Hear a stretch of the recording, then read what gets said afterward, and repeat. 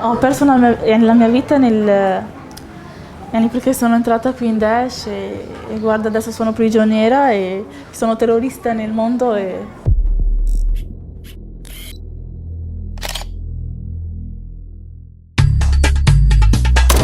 I curdi che hanno liberato Raqqa hanno fatto prigionieri almeno 2500 jihadisti fra combattenti, le loro mogli e i bambini, compresa Sonia, catturata il 21 gennaio. Non ci hanno fatto male, ci hanno presi, hanno messo gli uomini in un'altra auto e ci hanno presi in un merkez dei curdi a Raqqa, ci hanno lasciato dormire lì, ci hanno preso tutto quello che avevano, dopo ci hanno portati qui a Inisa.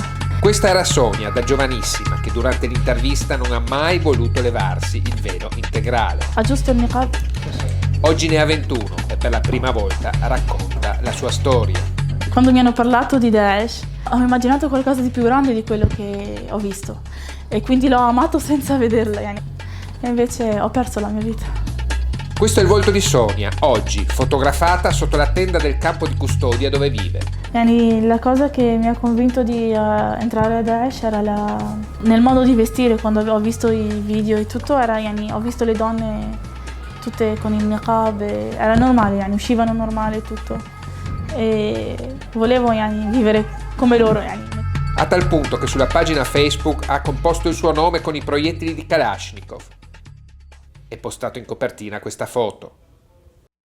Sono con Sonia Chediri, la jihadista italiana catturata in Siria. È una sua amica del Marocco che ha parenti familiari a Brescia e a Napoli. Sono entrambe prigioniere dei curdi nel campo di Ein Issa.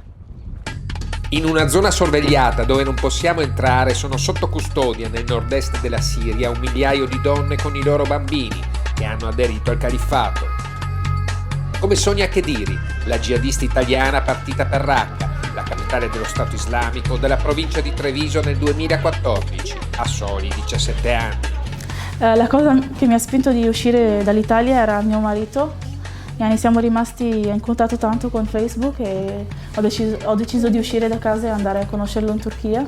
Ci siamo sposati in Turchia e da lì è partita la nostra vita.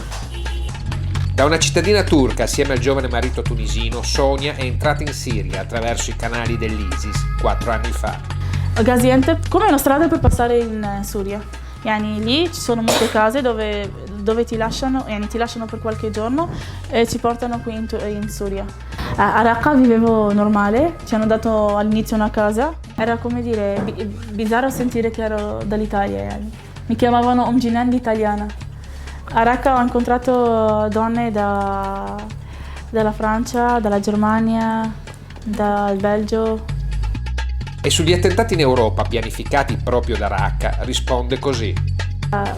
Quando sentivamo degli attentati e tutto così, era un po' strano. Agenti di Daesh non pensavo che c'erano agenti di Daesh anche lì. Pensavo che quello che amava Daesh veniva qui subito. No. Come suo marito Abu Janin al-Abidi, che non doveva essere una figura di secondo piano se è finito nel mirino degli americani all'inizio della battaglia per liberare Raqqa. Mio marito è morto alla fine di Ramadan, fa un anno morto. È morto con un bombardamento a Raqqa, con il drone. Ha lavorato per 2 mesi, 3 mesi nel Diwan al-Talim, per le scuole dei bambini. Usciva con degli agenti Daesh per cercare case, appartamenti dove mettere i bambini. Sonia fa finta di sapere ben poco delle esecuzioni pubbliche delle bandiere nere a Raqqa. Quando mio marito mi portava i video, non pensavo veramente che erano loro che facevano così. Quando esci, quando vai nel mercato, quando vai su, quando vai nei magazzini, tutto, vedi la gente normale. Abbiamo capito che Daesh non è veramente quello che pensavamo.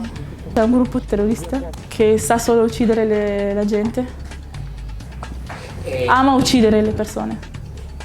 Se lavori con loro ti danno i soldi, ti mettono sopra la testa, come dicono.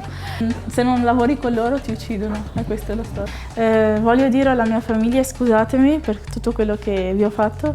Un anno fa, prima dell'assedio di Raqqa, inizia la fuga delle famiglie jihadiste nel nord-est della Siria, che Sonia descrive. Al crollo dello Stato islamico i passer chiedono fino a $4.600 per portare i fuggitivi verso l'Europa. Volevamo andare in Turchia perché è l'unico passaggio per andare. Da uscire dalla Siria tu devi fare Turchia e Turchia dopo vai nel tuo paese. Io voglio ritornare in Italia, ma ho paura di restare in carcere e non vedere più i miei bambini.